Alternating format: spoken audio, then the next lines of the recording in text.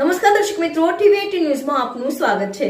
ટીવી18 news ગુજરાતની પળે પળની ખબર ધરાવતી ગુજરાતી ન્યૂઝ ચેનલ છે। હવે જોઈએ મુખ્ય સમાચાર।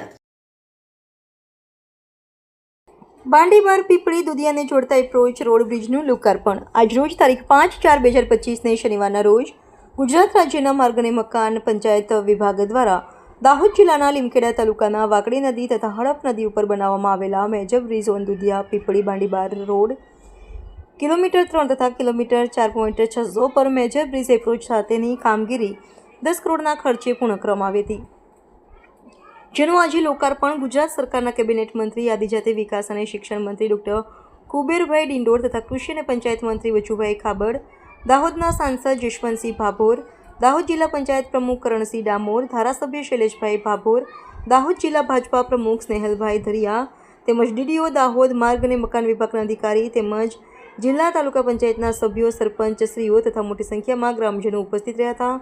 આ બંને બ્રિજ બનવાથી લોકોને રોજબરોજના કામકાજ માટે જે લગભગ 16 કિલોમીટર જેટલું અંતર કાપવું પડતું હતું તે ઘટીને લગભગ 7 કિલોમીટર થઈ જશે। આ બ્રિજ બનવાથી દુધિયા, પીપળી, જેતપુર, મોટી બાંડીબાર, નાની બાંડીબાર તેમજ આજુબાજુના ગ્રામ્ય વિસ્તારના લોકોને વધુ સારી માળખાકીય સુવિધાઓના લાભ મળી રહેશે। આ બંને બ્રિજના ચાલુ થવાથી આજુબાજુના ગામના લોકોના ધંધા રોજગારમાં પણ વધારો થશે।